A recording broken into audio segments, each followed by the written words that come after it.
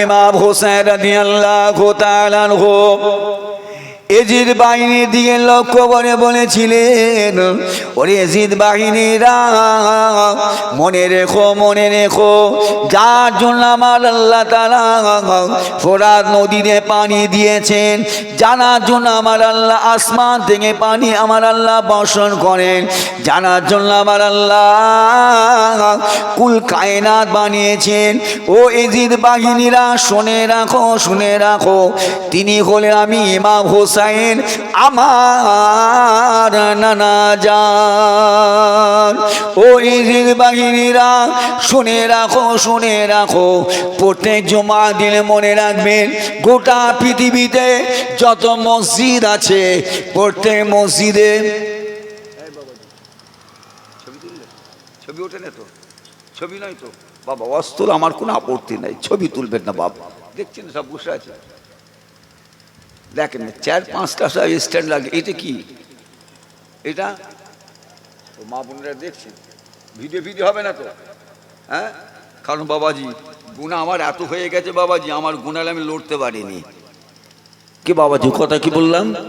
গুণা আমার এত হয়ে গেছে বাবাজি, আমি গুণালে লড়তে পারিনি। আবার এইসব করে বাবাজি গুণা, কোন মলি সাহেব, কোন পীর সাহেব, কোন মুফতি সাহেব কি ফতোয়া দিলে না দিলে আমার এই মোড়া আগল, কারণ আমার কবরের জবাব আমি জানি আমাকেই দিতে হবে। এই যত দেখছেন স্যার ছবি তুলেছে না, সব কবরের জবাব এদের দিতে হবে। ছবি তুলে হারাম না হালাল ভাই, জায়েজ না জায়েজ একটু বলবেন আপনারা, একটু বলুন। যারা ইউটিউবে করছে এদের জিজ্ঞাসা করুন ছবি তোলা জায়েজ না জায়েজ, এরাও বলবেন না জায়েজ, হারাম এরাও বলবে, এরাও জানার পরও ছবি। এর জবাবটা কে দেবে? যে মৌলী সাহেব তুলো সে মৌলী সাহেব দেবে না, এদেরকে দিতে হবে। হ্যাঁ, যদি মৌলী সাহেব বলে যে হ্যাঁ আমার ছবি তোলো, তাহলে মনে রাখবেন সেই মৌলী সাহেবকে কিন্তু তার জবাব কবরে দিতে হবে। আমি বাবাজি কবরে জবাব দিতে পারবো না, কারণ আমি জানি বড় পীর সাহেব হুজুরকে আমি যতই মহব্বত করি, আপনারা যতই মহব্বত করেন, খাজা হুজুরকে যতই মহব্বত করেন, কথা বললেন মুজা আলপে সানি হুজুরকে যতই মহব্বত করেন, হুরপাড়ে মুজাদ্দেদে জামান দাদা হুজুরকে বেলাকে যতই মহব্বত করেন ভালোবাসেন, মনে রাখবেন আপনার কবরের জবাব বড় পীর সাহেব হুজুর দেবে না, খাজা হুজুর দেবে না, মুজা আলপে সানি হুজুর দেবে না, দাদা হুজুর দেবে না। আপনার কবরের জবাব আপনাকে দিতেই হবে, কোনো কথা নেই। অতএব কবরে যখন জবাব দিতে হবে সাবধান, সতর্ক হয়ে যান। কি বাবাজি রাগ করে ফেললেন না? ভুল করে ফেললেন না তো? আমাকে ভুল বুঝলেন না তো বাবাজি? আমি আমারটা বললাম, এরপরেও যদি কেউ আমার ছবি তোলে, বাবা আমি তো বলেই দিয়েছি, এবার তুমি সেখানে জবাব সেখানে দেবে। এবার পয়সার দরকার, পয়সা এই ইউটিউবে চালিয়ে সব পয়সা ইনকামের ব্যাপার আছে না? জিজ্ঞেস করেন, এদের নাই ইনকাম নাই, না থাকলে এটা কেন করতে যাবে? সব হারামখোর, যত ইউটিউবে আছে সব হারামখোর, মনে রাখবেন। ভুল বুঝে যাবে না, রাগ করবেন তাই। যত মুফতি মুহাদ্দিস আছে ফতোয়ালেন, সব ফতোয়া আপনাকে দিয়ে দেবে। আমার বাপেরা হয়তো একটু কথা স্পিডে তেরে হেঁকে বললাম বলে হয়তো আমার উপর রাগ করলেন কিনা জানি না। আমি বাবাজি শরীয়তের কথা বলেছি,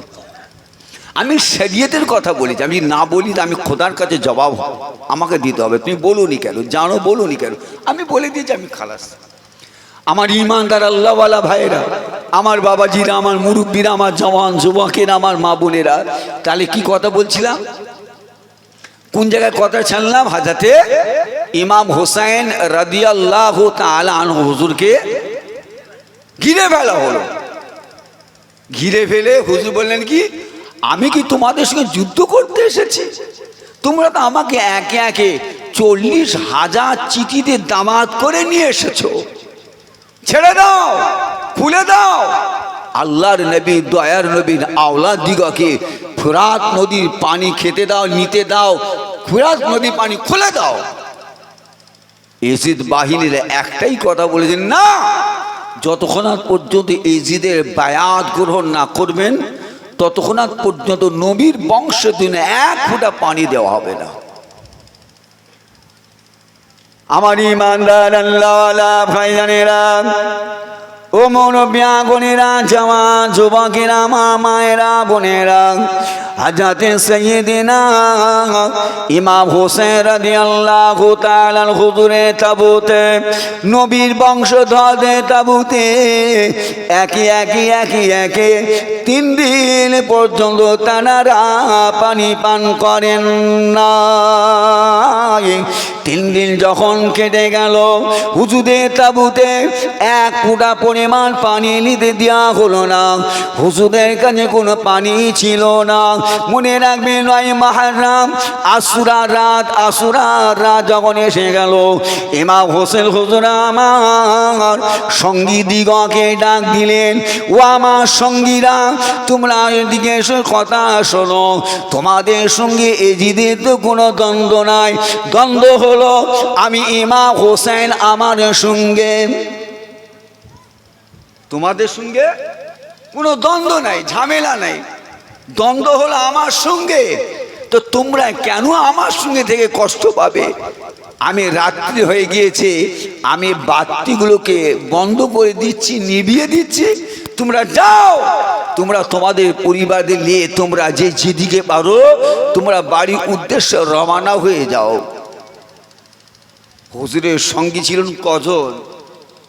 ইমাম হোসেন রাদিয়াল্লাহু তাআলা হুজুরের সঙ্গী হিসাবে ছিলেন কজন? ইমাম হোসেন হুজুরকে নিয়ে মোট সঙ্গী হলো 100 জন। এই 100 জনের একটা কাফেলা।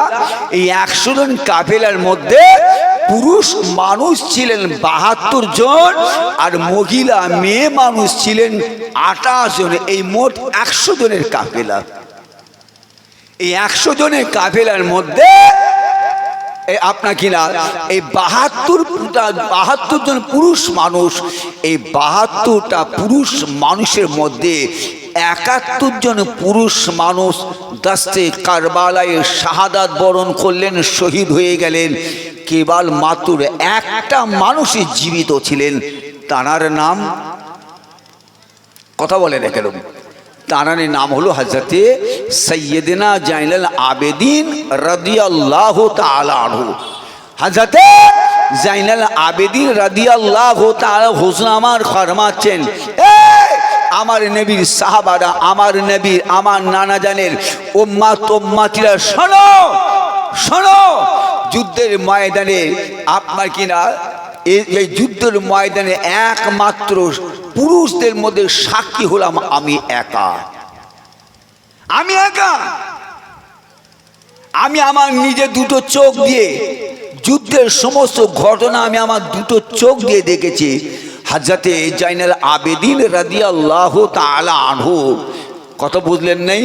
যেদিনে আপনাকে যুদ্ধ হয়েছিল সেই দিন থেকে হুজুর যতদিন হায়াতে ছিলেন, জাইনুল আবেদিন হুজুরের মোবারক মুখেতে হাসি বলতে কি ছিল না। হাসিটা কি জিনিস হুজুরের জীবন থেকে সরে গিয়েছিল, উঠে গিয়েছিল। হযরত জাইনুল আবেদিন রাদিয়াল্লাহু তাআলা আনহু হুজুর আমার যখন পানি পান করতে যেতেন, হুজুরের পানি পাত্র যখন হাতে নিতেন, হুজুরের হাত দুটো থরথর করে কাঁপতে কাঁপতে হুজুরের হাতের পাত্রে পানি সব ঝরে চলকে সব আল্লাহ জমিনে পড়ে যেত। এমন মর্মান্তিক তিনি চোখে দেখেছেন। কথা বললেন নাই? এমন হলো আমার ইমানদার আল্লাহওয়ালা ভাইয়েরা। ওই সময় হযরত ইমাম হোসেন রাদিয়াল্লাহু তাআলা হুজুর সঙ্গীদিগকে বললেন কি, যে যাও তোমরা যে যার উদ্দেশ্যে বাড়ির উদ্দেশ্যে রওনা হয়ে যাও। কারণ দ্বন্দ্ব তো এজিদের সঙ্গে তোমাদের সঙ্গে নয়, এজিদের সঙ্গে দ্বন্দ্ব হলো আমার সঙ্গে। আমি ইমাম হোসেন যদি এজিদের কথাটাকে মেনে নিই, তাহলে আমার সঙ্গে আর কোনো যুদ্ধ বা কোনো ঝামেলা থাকে না। আমি ইমাম হোসেন, আমার শরীরের বিন্দু মাত্র খুন থাকা পর্যন্ত আমি ইমাম হোসেন কখনোই অন্যায়ের কাছে আমি কখনোই আপোষ করতে পারবো না। আমি ইমাম হোসেন যদি অন্যায়ের কাছে মাথা নত করি, অন্যায়টাকে যদি মেনে নিই, গোটা পৃথিবী আমার নানা জানের উম্মতিরা সারাটা জীবন অন্যায়ের কাছে তারা মাথা হ্যাট করে থাকবে। কথা বুঝতে পারলেন না? তাহলে ইমাম হোসেন হুজুর দাসে কারবালায় শহীদ হচ্ছেন কিসের জন্য? এক কথা বলুন, ওয়াজ বুঝে যান। ওয়াজ বুঝে যান, সিংহাসন গদির জন্য, খলিফা হওয়ার জন্য না। যে আমার নানা জানের এত কষ্টের ইসলামকে আমি ইমাম হোসেনের বেঁচে থাকা অবস্থায় কখনো এক জাররা পরিমাণ ক্ষতি হতে দিতে পারি নাই। আমি ইমাম হোসেন যদি এজিদের কাছে যদি বায়াত গ্রহণ করে নিই, তাহলে আমার নানা জানের সমস্ত উম্মাতিরা অন্যায়ের কাছে তারা কখনোই মাথা তুলে দাঁড়াতে পারবে না, অন্যায়ের কাছে তাদের কাছে মাথা হ্যাট হয়ে থাকবে। অতএব আমি ইমাম হোসেন কখনোই এজিদের বায়াত গ্রহণ করতে পারি নাই। কথা বলে না আমার বাবাজি ভাই, এই রাগ করলে বাবা, রাগ করে ফেলুনি তো? হ্যাঁ বাবাজি, আমি সেজিদের কথা বলেছি বাবা, আমি সেজিদের কথা বললাম। যাই হোক, আমার বাবা যে ভাই জানেরা, আমার মুরব্বিয়ানেরা, আমার জওয়ান যুবকেরা, আমার মায়েরা বোনেরা, ভুল আপনারা আমাকে বুঝে যাবেন নাই। কথা হলো ইমাম হোসেন রাদিয়াল্লাহু তাআলা হুজুরের সঙ্গীরা কি বললেন, হুজুর হুজুর বিয়াদি মাফ করবেন হুজুর, আমরা জানি আপনি যুদ্ধ করার জন্য আসেন নাই, যুদ্ধের জন্য আমাদের নিয়ে আসেন নাই। এজিদ বাহিনীরা আপনাকে দাওয়াত করে নিয়ে এসেছে। আমরা জানি যে কখনই যুদ্ধের ময়দানে যুদ্ধ করতে গিয়ে বাচ্চা সন্তান নিয়ে যায় না, মহিলাদের নিয়ে যায় না। হুজুর আপনাকে দাওয়াত করা হয়েছে বলেই হুজুর তাই আপনি বাচ্চাদের এবং মহিলাদের সঙ্গী হয়ে আপনি এসেছেন। তো হুজুর হুজুর আপনি আমাদের চলে যেতে বলছেন, হুজুর হুজুর ব্যাধি মাফ করেন। কিয়ামতের দিন, মাশার ময়দান, বিচারের দিনে আল্লাহর নবী, দয়ার নবী যদি আমাদের জিজ্ঞাসা করে, আয় আমার উম্মতেরা, আয় আমার উম্মতেরা, তোমরা আমার ইমাম হোসেনকে দস্তে কারবালায় একা রেখে তোমরা কিভাবে চলে এলে? তোমরা আমার নাতিকে রেখে তোমরা পালিয়ে এসে চলে এসো। হুজুর কিয়ামতের দিন মাশার ময়দানে আল্লাহর নবীর সামনে কোন মুখ নিয়ে দাঁড়াবো? আল্লাহর নবীকে জবাব দেবো কি, হুজুর বিয়াদি মাফ করে হুজুর, জীবন তো হলো আমাদের একটা, দুটো তো নয়। কথা বলেন, জীবন আমাদের কটা? আমাদের প্রত্যেকের জীবন কটা? জীবন হলো আমাদের একটা হুজুর, জীবন তো হলো আমাদের একটা হুজুর। সুযোগটা দিন হুজুর, হুজুর আপনার কদমে আমাদের জীবনটা শহীদ করার সুযোগটা হুজুর আপনি আমাদের দেন হুজুর, আপনি আমাদের পাঠিয়ে দেবেন নাই। একটু জোরে বলা যাবে না? আর জোরে সোরে বলা যাবে না? টানাদিন ইমানি শক্তি কত ছিল বলুন? ইমানি শক্তি, ইমানি পাওয়ার কত ছিল, যে জজবা কত ছিল, আল্লাহ রসুলের আওলাদের প্রতি মোহাব্বত, প্রীতি, ভালোবাসা কত ছিল, কত। আমার বাবাজি ভাই ইমাম হোসেন রাদিয়াল্লাহু তাআলা হুজুর আমার ওই সময় বলেছিলেন, ঠিক আছে তাই যদি হয় যাও, আমি তোমাদের বলে দিচ্ছি শোনো, হয়তো এই রজনী রাত আমাদের জীবনে আর দ্বিতীয় রাত নাও আসতে পারে, দ্বিতীয় রাত আমাদের জীবনে নাও আসতে পারে। যাও আজকে রাতটা তোমরা যে যার মতো আল্লাহর ইবাদতের মধ্য দিয়ে রাতটা কাটিয়ে দাও, রাতটা পার করে দাও।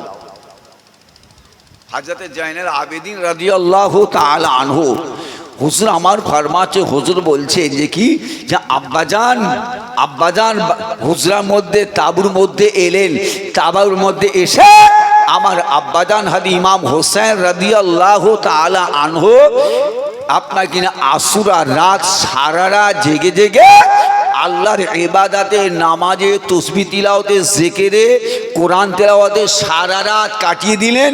কাটিয়ে দেওয়ার পরে ফজরের নামাজ পড়ে উম্মতে মুহাম্মাদীদের জন্য আল্লাহর কাছে দোয়া চাইতে লাগলেন। জোরে বলুন সুবহানাল্লাহ।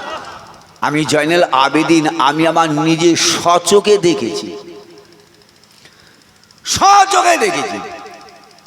হযরত জয়নুল আবেদিন রাদিয়াল্লাহু তাআলা হুজুর আমার ফরমাচ্ছেন, হুজুর বলেন যে আমি দেখেছি আমার আব্বাজান হযরত ইমাম হোসেন রাদিয়াল্লাহু তাআলা আনহু সমস্ত কাফেলার মানুষে বলেন, যাও চলো। এজিদ বাহিনীর সামনে গিয়ে সব উপস্থিত হাজির হয়ে গেলেন। এজিদ বাহিনীর দিকে লক্ষ্য করে বললেন যে তোমরা তো আমাদের দাওয়াত করে নিয়ে এসেছো, আমরা কি তোমাদের কাছে তোমাদের সঙ্গে যুদ্ধ করার জন্য এসেছি? আমরা তো যুদ্ধ করার জন্য আসি নাই, তোমরা তো আমাদের দাওয়াত করে নিয়ে এসে যুদ্ধ করার জন্য তৈরি হয়েছ। খুলে দাও ফেরাত নদী পানি খুলে দাও। আমি ইমাম হোসেন, আমি এসেছি তোমাদের ঘরে তোমাদের নাইটা, তোমাদের কাছে নাইটা বুঝিয়ে পাইয়ে দেওয়ার জন্য আমি ইমাম হোসেন এসেছি। কিন্তু এজিদ বাহিনী কেউ হুজুরের কথাকে শুনল না। শুনল কি? একজন শুনেছিল, যার নাম হলো হোর। হোর বুঝতে পারলো, বুঝতে পেরে ইমাম হোসেন হুজুরের কাফেলায় এসে ওই সময় এজিদ বাহিনীর সঙ্গে যুদ্ধ করে কয়েকশো এজিদ বাহিনীকে কতল করে হোর শাহাদাত বরণ করলেন, ইন্তেকাল হয়ে গেল। বলুন ইন্না লিল্লাহি ওয়া ইন্না ইলাইহি রাজিউন। শহীদ হয়ে গেলেন আমার বাবাজি ভাই ইমাম হুসাইন রাদিয়াল্লাহু তাআলা আনহু। সমস্ত এজিদ বাহিনীর সামনে হুজুর দাঁড়িয়ে দাঁড়িয়ে বলেছিলেন, শোনো শোনো, গোটা পৃথিবীতে যত মসজিদ আছে প্রত্যেক মসজিদে জুমআর দিনে ইমাম সাহেব খুতবা তিলাওয়াত করার সময় একটা বাক্য শব্দ ওয়ার্ড ব্যবহার করেন, উচ্চারণ করেন। সমস্ত মুসল্লিরা কান পেতে সেই বাক্য শব্দ ওয়ার্ডটা তারা শোনেন যে কি, আল হাসান আল হোসাইন, আল হাসান আল হোসাইন সৈয়দা সাবাবে আহালিল জান্নাহ। আমার নানা যার উপরে তোমরা কলেমা পড়ো, যাকে নবী বলে তোমরা মানো, সেই তোমাদের নবী হলেন আমি ইমাম হোসেন। আমার নানা জান বলেছেন ইমাম হাসান হোসেন হলো জওয়ান যুবকদের জান্নাতের সরদার লিডার। আজকে যার আপনাকে তোমাদের জান্নাতের সরদার লিডার হবেন, আজকে তার সঙ্গে যুদ্ধ করার জন্য তোমরা তৈরি হয়েছো। কথা বুঝতে পারলেন নাই? কথা বুঝলেন নাই? এখন কথা হলো, জওয়ান যুবকদের জান্নাত বেহেশতের সরদার লিডার হলেন দুই ইমাম হুজুর, হযরতে সাইয়্যিদনা ইমাম হাসান, ইমাম হোসেন রাদিয়াল্লাহু তাআলা আনহুমা। এখানে আমার অনেক বয়োজ্যেষ্ঠ মুরব্বী মানুষ আছেন। একটা কথা আমরা শুনেছি কি, একটা কথা আমরা শুনেছি যে বুড়োরা আল্লাহ পাক যখন জান্নাত দেবেন, কিয়ামতের ময়দানে তুলবেন, সব জওয়ান যুবকরা আল্লাহ তুলবেন। কে বাবাজি কথা বল না, ঠিক জওয়ান যুবক করে তুলবেন। তাহলে এই জওয়ান যুবকদের সরদার যখন দুই ইমাম হুজুর, তাহলে বুড়োরাও তো ইমাম হাসান হোসেন হুজুরের সঙ্গে আপনার নেতৃত্বে জান্নাতে যাবে। কিন্তু এখানে কিন্তু তা নয়, এখানে কিন্তু তা নয়। আল্লাহ রসুল দয়াল নবী দরবারে যখন প্রশ্ন করা হলো, জিজ্ঞাসা করা হলো, হুজুর আপনি তো বললেন জওয়ান যুবকদের সরদার লিডার হলো আপনার দুই নাতি ইমাম হাসান হোসেন, হুজুর আমাদের তো বয়স হয়ে গেছে, মুরব্বি হয়ে গেছে হুজুর, তাহলে আমাদের আল্লাহ নবী দয়াল নবী আমার ওই সময় বলেছিলেন, ওরে আমার সাহাবাগণেরা, ওরে আমার সাহাবীগণেরা, অনুযায়ীগণেরা, বাবারা বাবারা জেনে রেখো, আমি রাসূলুল্লাহ বলে দিলাম বয়োজ্যেষ্ঠ মুরব্বী মানুষদের জান্নাতের সরদার লিডার ইমাম হাসান হোসেন নয়, ইমাম হাসান হোসেন হলো জওয়ান যুবকদের জান্নাতের সরদার। আর বয়োজ্যেষ্ঠ মুরব্বী মানুষদের জান্নাতের সরদার লিডার হলো আমার আবু বকর।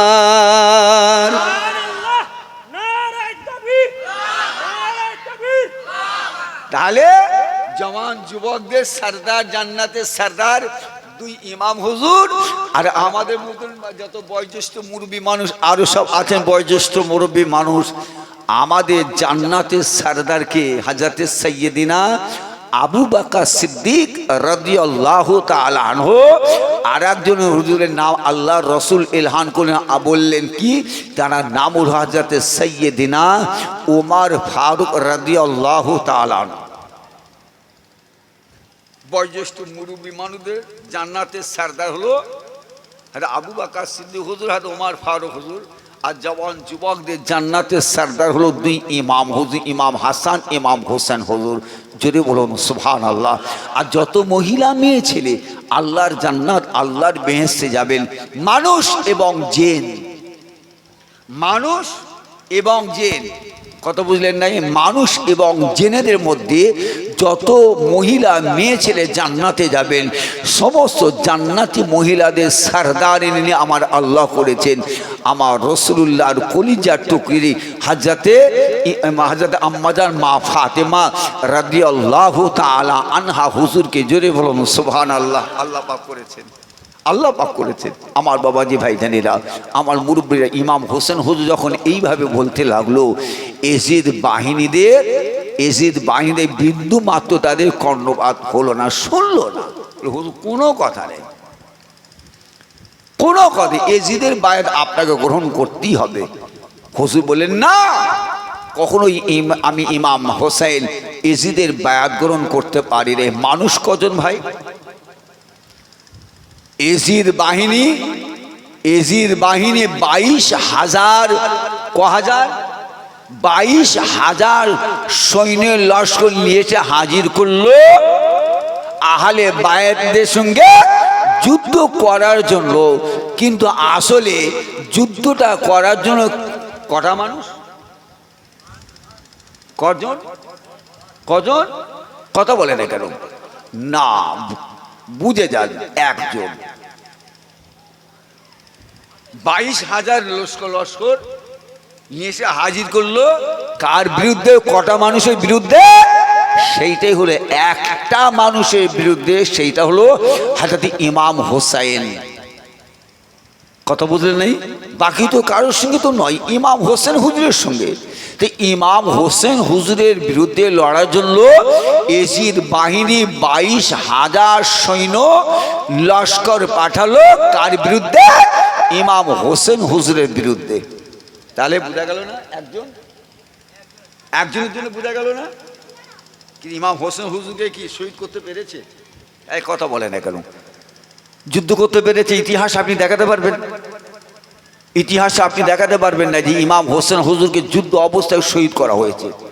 না, কোন অবস্থাতে নয়। ইতিহাস এটা বলে নয়, ইতিহাস এটা বলে ইমাম হোসেন হুজুর যখন তলোয়ার নিয়ে বেরিয়ে পড়লেন, যুদ্ধ করতে করতে করতে করতে ফোরাত নদীতে নেমে পড়লেন, পানি তুললেন, একবার নয়, দুবার নয়, তিনবার পানি তুললেন। পানি তুলে চিন্তা করতে লাগলেন, এই পানির জন্য আমার সঙ্গীরা, আল্লাহর নবীর আহলে বায়াতরা এক এক শহীদ হয়ে গিয়েছে, আমি ইমাম হোসেন এই পানি পান করব? পানি গেলেন নাই, হুজুর উঠলেন, আবার তলোয়ার। হুজুরের তলোয়ারের ধারে কেউ ঘেঁষতে পারে নাই, হুজুরকে আহত করতে, আপনি শহীদ করতে পারছে নাই। কথা বুঝলেন? হুজুরকে আল্লাহ পাক এত ক্ষমতা আল্লাহ দিয়েছিলেন, এত শক্তি আল্লাহ দিয়েছে, বাইতুল নূরে। এই ক্ষমতার কিসের? বাইতুল নূর। কত বোঝা আসে না কিছু?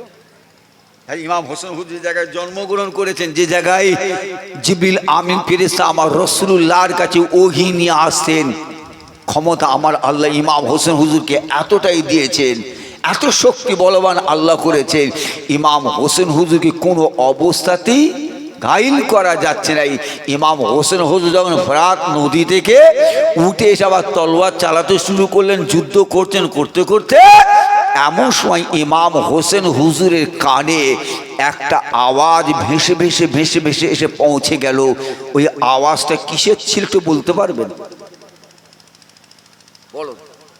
হ্যাঁ, এই আওয়াজটা ছিল আজকে আমাদের গ্রামের মসজিদে নামাজের জন্য 5 ওয়াক্ত নামাজের জন্য যে 5 বার আজান দেওয়া হয়। কথা বুঝলেন নাই? আজান দেওয়া হয়, ইমাম হোসেন হুজুরের কানে আজানের আওয়াজ এসে পৌঁছে গেল, আল্লাহু আকবার, আল্লাহু আকবার। হুজুর যুদ্ধ করেন নাই, হুজুর যুদ্ধ করেন নাই। কথা বুঝলেন নাই? সেই সুযোগে হুজুর যখন আজানের আওয়াজ শুনছেন, আজানের আওয়াজ হুজুরের কানে আসলো, হুজুর আমার তলোয়ার চালানো বন্ধ রাখলেন। সেই সুযোগে এজিদ বাহিনী একটা তীর এসে হুজুরের কপাল মোবারকে আঘাত করে দিল। কথা বুঝতে পারলেন নাই? কথা বুঝলেন নাই? এই এক তীরের আঘাতে এই তীরটা হুজুরের কপাল মোবারকে লেগে তীরটা সোজা হুজুরের মাথা মোবারকের ভিতরই লেগে গেল। হুজুর আল্লাহ জমিনে পড়ে গেলেন। জমিনে পড়ার সাথে সাথে শিমর এসে হাজির হুজুরের সিনা মোবারকের বসে তলোয়ার বের করে হুজুরকে শহীদ করতে। হুজুর বলে, শিমর তুই সেই কালো কাটা কুকুর, তুই সেই কালো কাটা কুকুর। শিমর শুনে রাখ, আজ থেকে 50 বছর আগে আমার নানাজান নূর নবী মুহাম্মদ রাসূলুল্লাহ সকলে বলুন সাল্লাল্লাহু আলাইহি ওয়াসাল্লাম, আজ থেকে 50 বছর আগে আমি ইমাম হোসেনকে ডেকে আমার নানা বলেছিলেন, ভাই ইমাম হোসেন, আমি তোমার নানা একটা স্বপ্ন দেখেছি। ওই স্বপ্নটা হলো একটা কালো ডোরাকাটা কুকুর তোমার শরীরে খুঁড়ে মুখ লাগিয়েছে। এই শিমর আমার নানা যে বলে গিয়েছেন 50 বছর আগে কালো ডোরাকাটা কুকুর, এখন বোঝা গেল তুমি শিমর সেই কালো ডোরাকাটা কুকুর। কথা বুঝতে পারলেন নাই? কালো শিমরের গায়ের রংটা ছিল কালো, তাই আল্লাহর রসুল চিহ্ন করে বলে দিয়েছিলেন যে কালো ডোরাকাটা কুকুর। ডোরাকাটা বলতে আজকে আমাদের সমাজে আমাদের কিছু কিছু বাড়ির মানুষদের শরীরে, কিছু কিছু মানুষের শরীরে একটা সেতি, আপনারা কি বলেন বলতে পারবো না, আপনারা এখানে কি বলেন, সেতি বোঝেন? কপালে, কানে, বুকে, গলায়, পিঠে, হাতে ওই সাদা সাদা সাদা সাদা সব ছোপ ছোপ ছোপ ছোপ দাগ হয় না? আপনার দেশে কি বলে? হ্যাঁ, পাকড়া, পাকড়া বলে, আমাদের বলে সেতি, বলে সেতি বা ফুল। শরীর ওরকম হলে তা আপনার কিনা এজিদের শরীরে মনে রাখবেন ওই রকম সাদা সাদা ডোরাকাটা ডোরাকাটা সেতি ছিল, আল্লাহ রসুল চিহ্ন করে দিয়েছিলেন। চিহ্ন ইমাম হোসেন রাদিয়াল্লাহু তাআলা খুজনামান তাবু থেকে বিবিদের পরিবারের কাছে বিদায় নিয়ে যাচ্ছেন। হুজামা বিদায় নেন, হুজুরের বোনকে ওসিয়ত করতে লাগলেন, বোন শুনে রাখো, ও আমার বোন শুনে রাখেন, শুনে রাখেন, আমি মা হুসাইন যুদ্ধের ময়দানে রওনা দেব। ও আমার বোন, আমি মা হুসাইন যুদ্ধের ময়দানে যাবার আগে আমি আপনাকে 3টে ওসিয়ত করতে চাই। ও আমার বোন, খবরদার খবরদার, এই 3টে ওসিয়ত কখনোই ভুলে যাবেন না। বোন রে, বোন রে, আমি জানি এজিদ বাহিনীরা আমি মা হোসেনকে শহীদ করে দেবে। শহীদ করে দেওয়ার পরে তারা ক্ষান্ত হবে না, আমার মরাক, আমার দেহ কাটার আপনার চেহারার ওপর দিয়ে ঘোড়া চালিয়ে দেবে।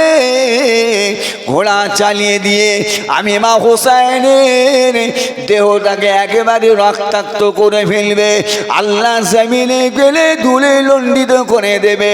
ওরে আমার বোন, খবরদার খবরদার, আমার মেয়ে সখিনাকে আমার লাশের কাছে যেতে দেবে না।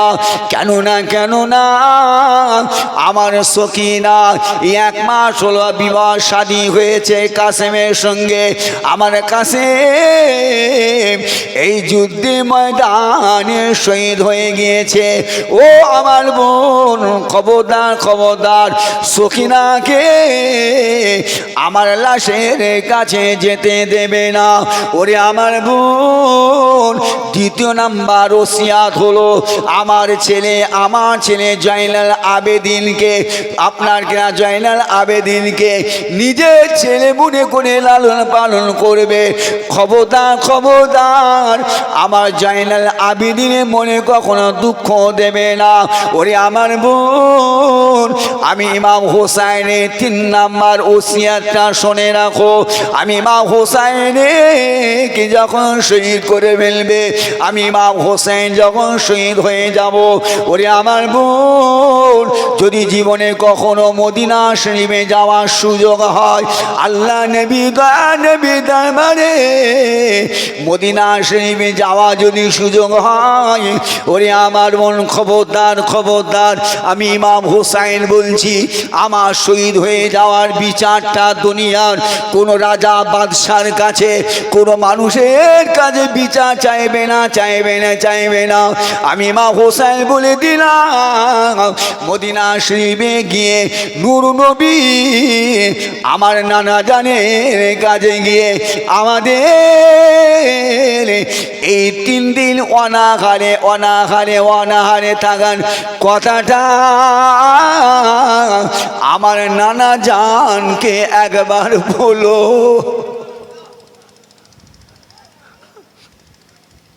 3 দিন পানি দেয় না, 3 দিন পানি পর্যন্ত আমরা স্পর্শ করতে পারি না বোন। খবরদার খবরদার বোন, মনে রেখো, মদিনা শরীফে গিয়ে কোনো মানুষের বাড়িতে উঠবে না, কারোর বাড়ি যাবে না, কোনো মানুষের বাড়িতে উঠবে না। সুজা গিয়ে প্রথমে আমার নানা জানের কাছে গিয়ে আমার 3 দিনে অনাহারে থাকা আমার নানা জানকে একবার শোনাবে যে, নানা জান, আপনার উম্মতেরা আপনার নাতিদের সঙ্গে এই দুর্ব্যবহার করেছে। আল্লাহর নবী দয়ার নবী আমার বলেন, আল্লাহ রাসূল দয়ার নবী আমার একটা নিয়ে একটা খেরকা একটা চাদর মোবারক কম্বলকে নিয়ে আল্লাহ নবী নিজের নূরের বদন নূরের চেহারা ডাগলিয়ে আল্লাহ নবী ঘিরে বসলেন।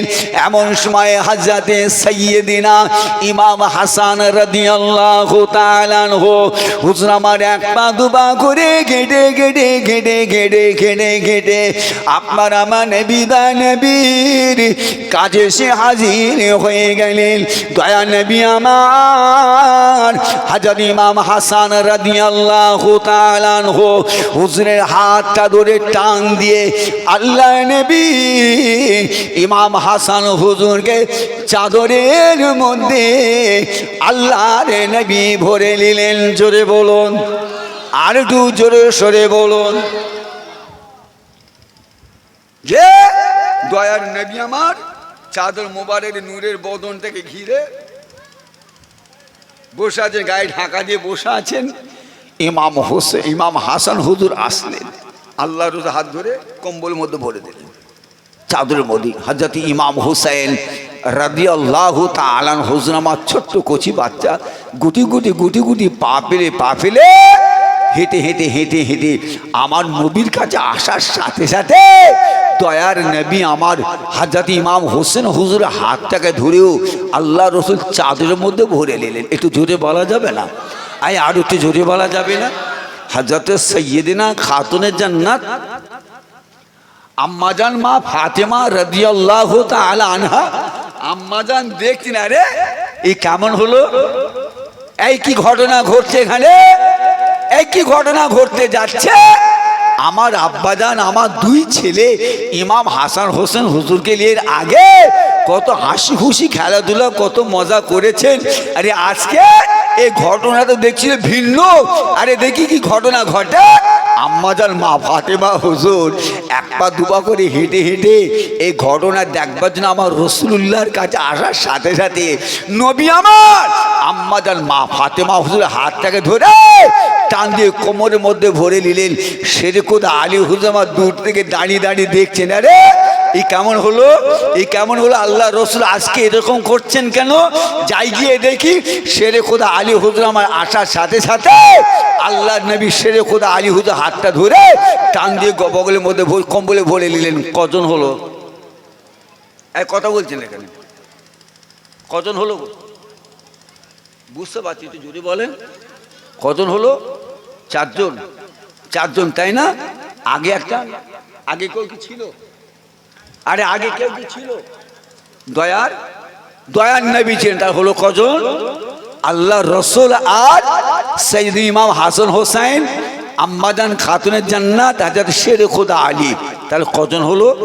5 জন। এই হলো 5 পাঁচজাতন। আমরা নাম শুনেছি না? 5 পাঁচজাতন নাম আমরা শুনেছি না? এই কথা বলে না কেন? এখন যদি বাচ্চাদের জিজ্ঞেস করি, জওয়ান যুবকদের বলে এই 5 পাঁচজাতন চেনো, সবার কি কি বাবাজি কথা ভুল বলছি না ঠিক বলছি? এখনকার বর্তমান যুগের ছেলেরা ধারে বারে নাই, এরা ধারে বারে কিসে জানেন? এতে কথা ভুল ভাই, এই কথা বলে না কেন? কথা ভুল। বিশ্বাস করবেন, বিশ্বাস করুন, গত রাত্রে দক্ষিণ 24 পরগনা জলসা করে বাড়ি যাচ্ছিলাম। বাড়ি যাবার সময় রাস্তার ধারে এক জায়গায় দাঁড়ালাম। আমাদের এলাকা ফুটপাথ সঙ্গে আনুমানিক এই 7-8 কিলোমিটার কি 10 কিলোমিটার দূরে কত বলে গাড়িটা রাস্তার ধারে একটা দাঁড় করিয়ে, নামাজ তো বাবা যেখানে সেখানে পড়া যায় না। কি বাবা যে পড়া যায়? নামাজ নিয়ে বলে কথা, নামাজ জায়গাটা পাক পবিত্র হওয়া চাই। কত না পাকের উপর দাঁড়িয়ে তার নামাজ হয় না। কি হবে? নামাজের সময় চলে যাবে। তাড়াতাড়ি করে গাড়িটা রাস্তা ধরে দাঁড় করিয়ে নামাজটা, ফজরের নামাজ, সুন্নত ফরজ নামাজটা পড়লাম। একটু এগিয়ে এসে দেখে একটা চায়ের দোকান। রাত জায়গা ব্যাপার বুঝতে পারছি না, ফজর হয়ে গেছে, রাস্তায় ফজর পড়ছি, সকাল হয়ে গেল, সারা রাত জেগে একটু চা খাই। চায়ের দোকান দেখে দাঁড়ালাম। সে মাঝে মধ্যে আমরা চায়ের দোকানে দাঁড়াই, মাঝে মধ্যে চায়ের দোকানদার চেনে। এলাকা আমাদের আল্লাহ, আমার আব্বাজান রহমতুল্লাহ খুব মহাব্বাতে, দাদা পীরে খুব মহাব্বাতে এলাকা। সব দাঁড়ালাম, দাঁড়িয়ে দেখি এ 3টে মুসলমানের ঘরের সন্তান। কটা? 3টে মুসলমানের ঘরের সন্তান, 3জনই কিন্তু যুবক, 3জনই যুবক। আমি গিয়ে দাঁড়ালাম, মাথায় টুপি আছে, বড় জামা, দোকানে, ভাই 3টে চা দেবেন তো? 3জন ছিলাম, 3 চা দেন তো। আর এনারা কি বাবাজি কি খেতে চাই, কি কেকটা কি বিস্কুট খেতে চাই দেন, আমাকে শুধু চা দেন আর একটা পান দেন। এই 3জন মানুষ যে বললাম, আরো দোকানে অনেক আরো কয়েকজন আছে অমুসলিম। 3জনে বেঞ্চিতে বসে গড়াগড়ি করে হাসি তামাশা করে গান চালায়। গান বললাম কথা, গান। আমি দোকানে চা খেলাম, পয়সা দিলাম, পানটা গাড়ি দিয়ে চিবিয়ে চিবিয়ে আসছি। গাড়িতে উঠবার সময় কচি তোমাদের বাড়ি কোথায়? এই শব্দটা ব্যবহার করলাম। কচি তোমাদের বাড়ি কোথায়? বলে আমাদের বাড়ি হলো মুন্সিরহাট। মুন্সিরহাট? তো এইখানে কি করছো এই সময়, এত রাত্রে এখানে কি করছো? ওনার এখানে বিয়ে বাড়ি ছিল, বিয়ে বাড়ি এসেছি। আমি, তোরা তো মুসলমান নামে তো কলঙ্ক। কি বললাম শব্দ? তোমরা তো মুসলমান নামে কলঙ্ক, তোমরা তো ধর্মের কলঙ্ক। আজকে রাতটা কি তোমার জানা আছে? কথা বুঝলেন না? কি বললাম? আজকে রাতটা কি রাত? আজকে রাতটা হলো আশুরার রাত, যে রাতটা সারা রাত জেগে জেগে ইবাদত করা হুকুম। কথা বুঝে আসে নাই? আশুরার রাতটা হলো সারা রাত জেগে জেগে ইবাদত করার হুকুম। এতটা জোর দেওয়া হয়েছে এই আশুরার রাতটাকে। আর তোমরা জানো না, এই আশুরা রাতে সাইয়্যিদুল ইমাম হোসেন আহলে বায়তদের নিয়ে সারা রাত ইবাদত করে সকালবেলা যুদ্ধের ময়দানে হুজুর শহীদ হয়ে গেলেন দ্বীনের জন্য, ইসলামের জন্য। তোমার জানা নয়? তুমি গান চালাও। আপনারা বলেন বাবা, আমি কথা ভুল বলেছি? আমি কি কথা ভুল বললাম? আপনারও মিজাজ খারাপ হয়ে যাবে। একটা মুসলমানের ঘরের সন্তান সারা রাত নামাজ নাই, রোজা নাই, ইবাদত বান্দেগি কিছু নাই, সারা রাত মোবাইল চালিয়ে চালিয়ে গান বাজনা, হেন অমুক তমুক। কে বাবাজি কথা ভুল? কথা আমি ভুল বলছি বাবা? বিশ্বাস করুন, কথা বলতে বলতে আমার এতটা মিজাজ গরম হয়ে গেল, আমি তার কাছাকাছি সামনাসামনি হয়ে গেলাম। ওদের একটা কথা বলতে না জানি, আল্লাহ জানেন কি হতো। আমার হয়তো হাতটাই ওরে বলতো। আমি এত রেগে গিয়েছি। ইমাম হোসেন হুজুর এই দিনের জন্য, আমাদের জন্য কারবালা ময়দানে শহীদ হয়ে গেলেন, শহীদ হয়েছেন এই আজকের তারিখে। আর সেই তারিখে তুমি গান চালাও? আপনারা বলেন ওই রকম মুসলমান ধর্মের নামে কলঙ্ক না? এ কথা বলেন, এরা ধর্মের কলঙ্ক না? মুসলমানের কলঙ্ক না? এদের জন্য গায়ের কাম অমুসলিমের কাছে আমরা মাথা তুলে কথা বলতে পারি? এ কথা বলেন, মাথা তুলে কথা বলতে পারি? আমরা কথা বলতে পারি নাই। আমরা অনেক বিষয় গায়ক অমুসলিমদের কাছে আমাদের চুপ থাকতে হয়, কারণ আমরা জানি যে আমাদের আজকে সন্তানেরা, আমাদের বাড়ির ছেলেরা, তাদের চাল চলন চলাফেরা উঠা বসা এমন বিকৃতি হয়ে গিয়েছে, যেটা বললে হয়তো আল্লাহ মাফ করেন, জানি না ভুল হবে কিনা। গায়ের কম অমুসলিমরাও মনে হয় এরকম কাজ ওরাও মনে খুব কমই করে। কে বাবাজি? আচ্ছা বলুন তো, এই পরিবেশটা তৈরি করলো কে? বলবেন। আজকে এই পরিবেশটা আমাদের তৈরি করলো কে? আমি এর মধ্যে 1 নাম্বার দায়ী দোষী করব ওই সন্তানের বাপ আর ওই সন্তানের মাকে। আমি আমার কথা বলছি, জানি না আমার এই দোষী করাটা আপনারা মেনে নেবেন কিনা, বলতে পারবো না, আমি বলতে পারবো না। স্কুলে ছেলে যায়নি, তাকে পিটেছেন, পিটেনি? ছেলে স্কুল যায়নি পড়তে, তাকে আমরা মেরেছি। বাজার করে নিয়ে আসে, বাজারে কিনতে যান হেন তেন, তার জন্য মেরেছি। মাঠে জমিতে যায় না, চাষাবাদ করতে যায় না, জমি নিরোতে যায় না, তার জন্য আমরা মেরেছি। খোদার দিকে আল্লাহ দিচ্ছে বলে যে আপনার সন্তানটা নামাজ পড়ে না, এর জন্য তাকে কবর প্রহার করেছেন। বলেন, পারবেন বলতে? বলুন। এর জন্য আমরা একবার আমাদের সন্তান দিগকে শাসন করি নাই, প্রহার করি নাই, রাগ করি নাই, মুখ করি নাই। রাগ করেছি, মেরেছি। স্কুল যাই না বলে, বাজারে যাই না বলে, আমার ভাতটা, আমার খাবারটা দোকানে নিয়ে যাইনি, আমার খাবারটা মাঠে নিয়ে যাইনি বলে, তার জন্য ছেলেকে মেরেছি। এই কথা বলে না কেন? রাগ করছেন আমার উপর? এই আমাকে ভুল বুঝছেন? ভুল বুঝে ফেললেন, দেখলেন তো, ভুল বুঝে ফেললেন।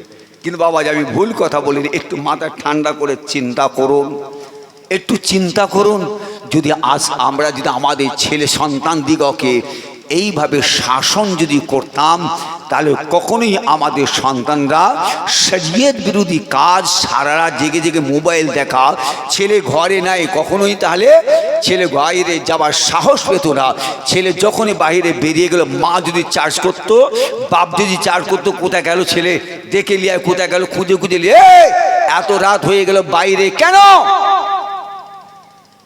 যদি জিজ্ঞাসা করতো, কথা বলে না কেন, যদি জিজ্ঞাসা করতো, তাহলে ছেলে বলুন সারা রাতকে বাইরে কাটাতে পারতো? এই কথা বলে না কেন? তাহলে সারা রাত বাইরে কাটাতে পারতো না। মনে রাখবেন, ভুল বুঝে যাবেন না। যে নামাজ মনে রাখবেন, এজিদের বাইরে আজান, কথা বুঝলেন নেই? আর ইমাম হোসেন রাদিয়াল্লাহু তাআলা হুজুর তাবুতে সেই আজান। ইমাম হোসেন হুজুর আহলে বাইতদের মাথায় টুপি, এজিদের মাথায় সেও ছিল পাগড়ি, এনাদের মুবারক মুখে দাড়ি, তাদেরও কিন্তু দাড়ি। কিন্তু বাবাজি বলবেন, দুটো দাড়ি কি এক হয়ে গেল? দুটো দাড়ি কি আর এক হয়ে গেল? আমি নাউজুবিল্লাহ মিন যালিক, আমি দাড়ির বিরোধিতা করছি না, আমি আপনাকে বোঝাতে চাচ্ছি। আমি জাস্ট খালি আপনাকে বোঝাচ্ছি, তাদের নামাজ, এজিদ বাহিনীর নামাজ, এজিদ বাহিনীর আপনার তাবুতে আজান, আর ইমাম হোসেন হুজুরের তাবুতে আজান জামাত নামাজ এক মনে করে ফেললেন। এজিদ বাহিনীর আপনার তাবুতে আজান হলো এজিদি আজান, এজিদি নামাজ, আর ইমাম হুজুরের তাবুতে আজান হলো, নামাজ হলো, কথা বলে নাকি, ইমাম হুসাইনি নামাজ। ইমাম হোসেন হুজুর কোন পক্ষে বেরে? কথা বুঝলেন নাই? আল্লাহ নবী, দয়ার নবী আমার চাদর মুবারকের মধ্যে ইমাম হাসান হোসেন হুজুর, শেরে খোদা আলী হুজুর, আমাদের মা ফাতেমা হুজুর এবং নিজে, এই পাঁচজন আল্লাহ রসুল চাদরের মধ্যে জুড়িয়ে নিয়ে আল্লাহর কাছে দোয়া চাইলেন, আল্লাহ, আয় আমার আল্লাহ, এই পাঁচজনা হলো আল্লাহ, আমি রসুলুল্লাহ, আমার আহাল, এরা হলো আমার আহাল, এরা আমার বংশধর, আমার আহাল। খোদা গো, খোদা গো, আমি নবী মুহাম্মদ সাল্লাল্লাহু আলাইহি ওয়াসাল্লাম এদের উপরে খুশি, এদের উপরে রাজি। আল্লাহ গো, আপনিও এদের উপরে রাজি খুশি হয়ে যান। একটু জোরে বলা যাবে না? আর একটু জোরে বলা যাবে না? হুজুর আমার ওই সময় হই, আল্লাহ, আল্লাহ গো, যারা আমার ইমাম হোসেনকে, ইমাম আমার হাসান হোসেন আলী ফাতেমাকে যারা ভালোবাসবে, আল্লাহ আপনি তাদেরও ভালোবাসবেন। আরে জোরে বলেন না সুবহানাল্লাহ, আর জোরে বলেন যাবে না? এখন বলুন, এজিদ বাহিনী ইমাম হাসান হোসেন নবী পরিবারকে ভালোবেসেছিল? এই ভালোবেসেছিল, যদি ভালোবাসত তাহলে কখনই ইমাম হোসেন হুজুরকে শহীদ করতে পারত? কথা বলে না কেন? শহীদ করতে পারত। আর আমরা ইমাম হাসান হোসেন কি, নবী পরিবার কি, আহলে বাইত দিগকে আমরা ভালোবাসি। আল্লাহর নবীর আওলাদ, আল্লাহর নবীর আহলে বাইত যারা, মনে রাখবেন তাদের উপরে আমাদের ভালোবাসাটা হলো আমাদের ঈমান। কথা ভুল না ঠিক? কথা ভুল না ঠিক? আমাদের হলো ঈমান। কারণ আমরা রাসূলুল্লাহর আহাল পরিবারের উপরে আমরা দরুদ পড়ে থাকি। কথা বুঝলেন নাই? যাই হোক আমার বাবাজি ভাইজানেরা, রাত হয়ে গেল।